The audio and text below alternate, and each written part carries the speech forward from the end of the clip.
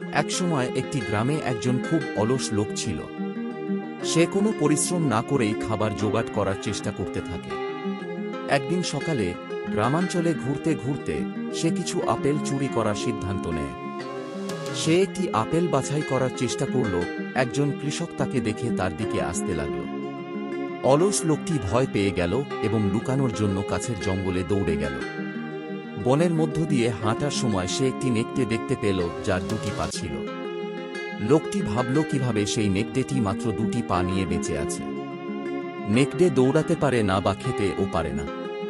হঠাৎ সে দেখতে পেল অপর একটি নেকড়ে তার মুখে মাংসের টুকরো নিয়ে ওই নেকড়েটির দিকে আসছে।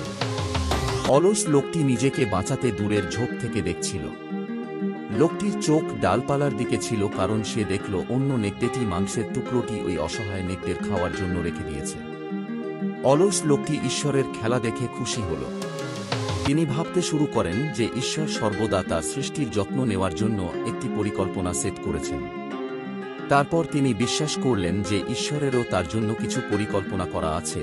তাই তিনি বসার জায়গা খুঁজে বের করলেন এবং অপেক্ষা করলেন যে কেউ তাকে খাওয়াবে। তিনি সেখানে 2 দিন কোনো খাবার ছাড়াই অপেক্ষা করেন। অবশেষে ক্ষুধা সহ্য করতে না পেরে চলে গেল। পথে এক বৃদ্ধ ঋষির সাথে দেখা হল। তিনি ঋষিকে সব খুলে বললেন, হে জ্ঞানী, ভগবান পঙ্গু নেকড়েকে করুণা করলেন, কিন্তু তিনি কেন আমার প্রতি করুণা করলেন না?